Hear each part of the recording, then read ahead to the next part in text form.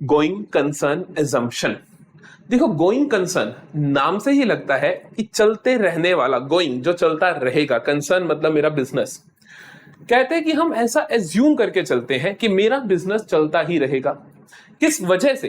कहते हैं जब आप एक बिजनेस के खाते बनाते हो, उसके हिसाब किताब रखते हो, वो आप ये बात ध्यान में रख के करते हो कि ये मेरा बिजनेस चलता ही रहेगा। मेरे मन में ऐसा कोई ख्याल नहीं होता कि मैं अपने बिजनेस को बंद कर दूंगा। मतलब कि कोई भी ट्रांजैक्शन मैं अपने खातों में लिख रहा हूं, अपनी बुक्स ऑफ अकाउंट्स में लिख रहा हूं, तो मेरे दिमाग में एक एजम्पशन है कि मेरा बिजनेस चलता ही रहेगा। मेरा कोई ऐसा इंटेंशन नहीं है कि मैं इस बिजनेस को बंद कर दूंगा।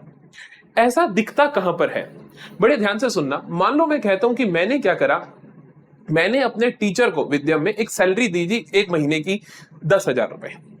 और दूसरी चीज, मैंने एक खर्चा मैंने ये किया और दूसरा खर्चा मैंने क्या किया, मैंने ये डिजिटल बोर्ड खरीद के लाया। मैं कितने का? 2 लाख रुपए का।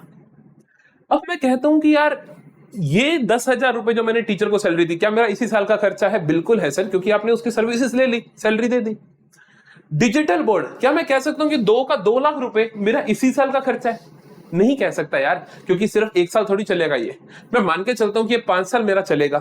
तो मैं क्या करूंगा, मैं कहूंगा कि यार अगर ये 5 साल चलेगा तो सारे का सारा खर्चा इसी साल का कैसे मान लूं मैं कहता हूं इस 2 लाख रुपए को मैं 5 भागों में बांट देता हूं। 40-40 हजार के 5 भागों में बांट देता हूं कि 40,000 इस साल का खर्चा, 40,000 अगले साल का खर्चा और 40,000 अगले का, 40 अगले का और 40 अगले का। तभी सही प्रॉफिट लॉस पता चलेगा ना। मैं कहता हूं कि मैंने इस साल जो भी कमाया उसमें से इसका खर्चा मैं 40,000 ही माइनस करूंगा, क्योंकि मेरा इस साल तो यूज मैंने 40,000 का ही करा।